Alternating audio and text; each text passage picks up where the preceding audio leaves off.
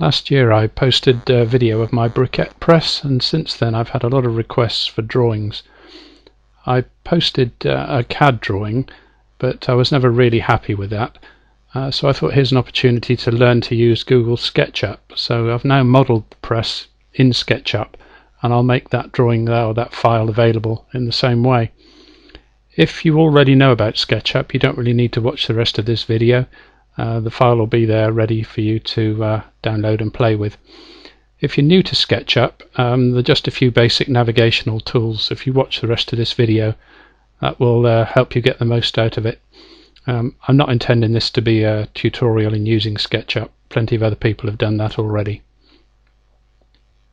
There's a free version of Google Sketchup, that's all I've used, and you can download that.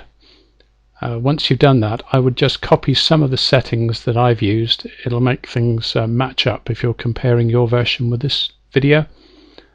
So the first thing is the camera tab. I would select perspective view, which works best for drawings like this, and in the view menu, component edit, I would tick both of those boxes, the hide rest of model and the hide similar components. A simple navigation you're going to need. Firstly is the orbit tool. If you click on that, it just changes your view of the model, what they call the camera position. Second one next door to it is the hand. That's a pan control. Just moves things around left, right, up, down. The magnifying glass beside that is a zoom tool. If you click and move up the screen, it moves in. Move down the screen and it moves out. The one to the right of that is a zoom extents, and that will just give you the largest possible picture on the screen. Now, although you can do all of that using these tools, the best way is to use the mouse. If I just get rid of the magnifying glass by clicking on the select arrow, if you have a wheeled mouse and you press down the wheel and move the mouse, you've effectively got the orbit tool. If you do the same thing but hold down the shift key, you've got the pan tool, and if you just spin the wheel, you have the zoom function. So with those three simple tools, you can very quickly move anywhere around the drawing. And I think you'll find that very soon this becomes second nature, and you're able to just move around the drawing at will, and you hardly give it any conscious thought.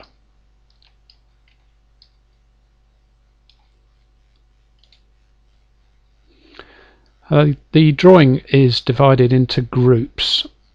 So, for instance, if you use the select arrow and double click here on the handle, you'll get the wooden piece of the handle and this metal bracket. The rest of the drawing disappears. Now, within this group there are subgroups. So if you're interested in the metal part, double click on that. Now the handle disappears. You've moved in one layer further, or one level further. Now I think the tapered tube here is yet another group nested at a lower level. So if we double click on that, we're right into this level. To get back where you were, if you move away from these bounding rectangular boxes, with each click you'll move back out one level, and on the next one we're back out to seeing the whole model. I've arranged a whole series of scene tabs along the top.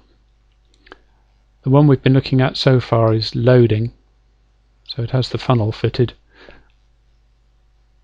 If you move on to the next one, you see the chamber full of pulp, and as you move through you see the various steps in the production of one briquette. So you can step through that manually, or you can run an animation. For instance, if you go to loading 0, right click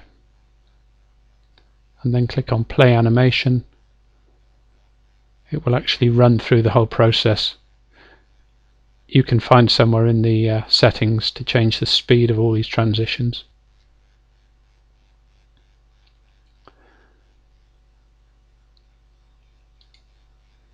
If you stop that animation at any point, if you're interested in a particular part of the model, you can zoom in,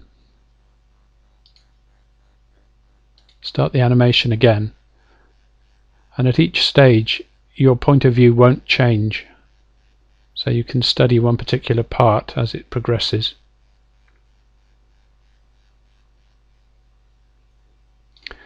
I'll stop that again and move back out. An option Sketchup gives you is to change the way surfaces appear.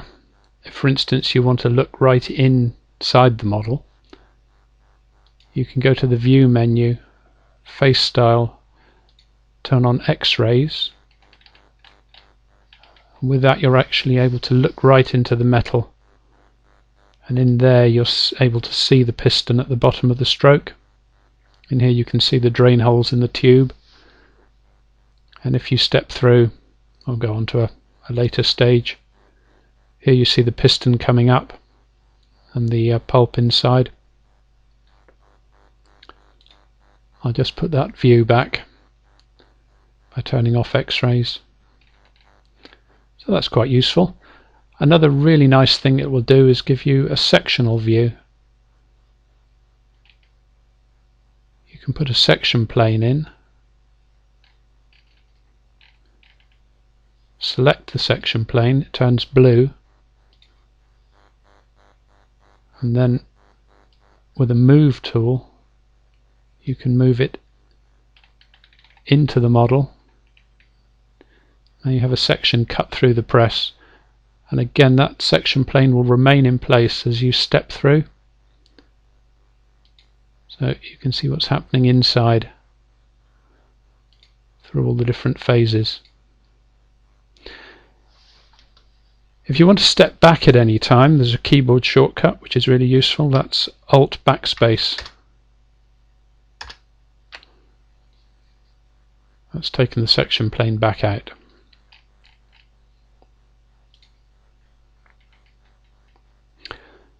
Right, the last scene tab I've put in is called Ortho. That gives you an orthogonal view of the drawing, which is really just a conventional third angle projection drawing showing the various components and the dimensions. With this, like the other drawings, you can zoom in the part you're interested in, and you can pan to get it on the screen. What I don't recommend you do is orbit. If you choose to, you'll suddenly see that this isn't really a two-dimensional drawing. It's all the other groups copied and laid out in such a way that it looked like a two-dimensional drawing. So this could get a bit confusing. To put it back like it was, just click on the Ortho tab and it will reset. The Ortho tab switches the camera back into parallel projection. So if you're going to go back now and look at the other drawings, you probably want to go into the camera tab like you did earlier and select perspective view. I think that's more than enough to be going along with. You'll be able to download that and play with it. Hope you find it interesting, and thanks very much for listening.